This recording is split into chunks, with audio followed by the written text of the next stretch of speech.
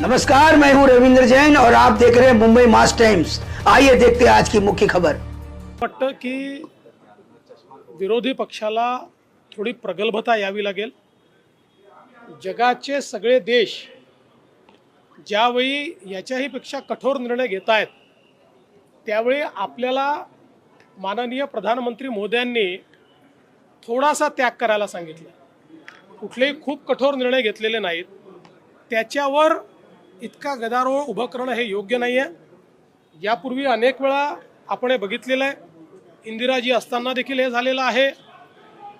त्या ठिकाणी आपले जे काही नरसिंहरावांचं सरकार होतं त्याही वेळेस अशा प्रकारचे मेजर्स घेतले आहेत। चिदंबरम यांनी देखील 2012 साली हेच मेजर्स या ठिकाणी घेतलेले आहेत। त्यामुळे अशा प्रकारचं दुटप्पी वागणं हे योग्य नाही आहे।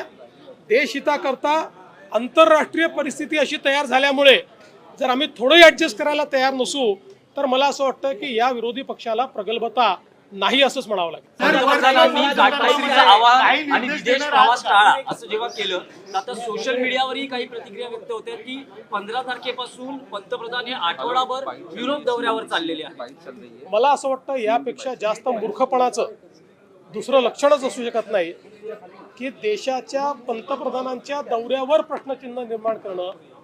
देशाचे पंतप्रधान जेव्हा परदेशात जातात, स्ट्रॅटेजिक अलायन्सेस होतात, देशाच्या अर्थव्यवस्थेला त्या ठिकाणी त्याचा फायदा होतो आणि म्हणूनच प्रधानमंत्री मोदयांनी सांगताना जे काही विदेश प्रवास करू नका असं म्हटलेलं आहे ते अनावश्यक किंवा टाळता येण्यासारखे।